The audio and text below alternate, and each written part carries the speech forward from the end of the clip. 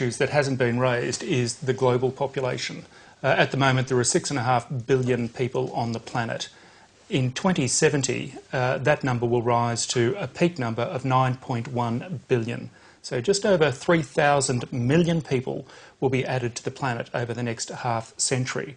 Now, so our 13 million looks a little paltry. If you just think about that, think about the reality of this. Here we are, 22 million people saying, oh, hang on, no, we're full up. We're concerned about the fragility of the environment, and which is a legitimate concern.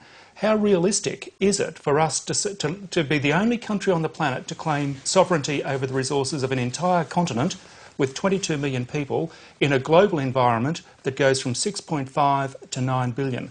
This goes to the heart of this strategic economic imperative. I think we need to have at the back of our mind that we need to be sensitive to what is happening in the rest of the world. We can't be Fortress Australia and say, we're concerned about our environment, you worry about the rest of the world.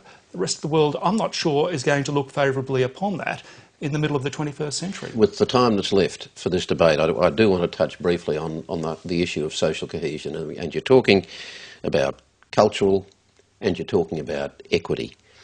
Can we have a mature debate? Are you confident that we can have a mature debate in this country over the next decade or so about this evolving culture that we face, well beyond the traditional white Anglo-European mix? Well, I certainly see almost like a divided Australia going forward, metropolitan Australia and regional Australia. And in metropolitan Australia, the difference between Melbourne and Sydney and the rest is quite stark. That's the main port of entry for our migrants at the moment. And I think that if there are issues of social cohesion, the flashpoints will be in those cities. I have a very positive view about the Australian community and our inclusiveness. 40% of the Australian population was either born overseas or had a parent born overseas.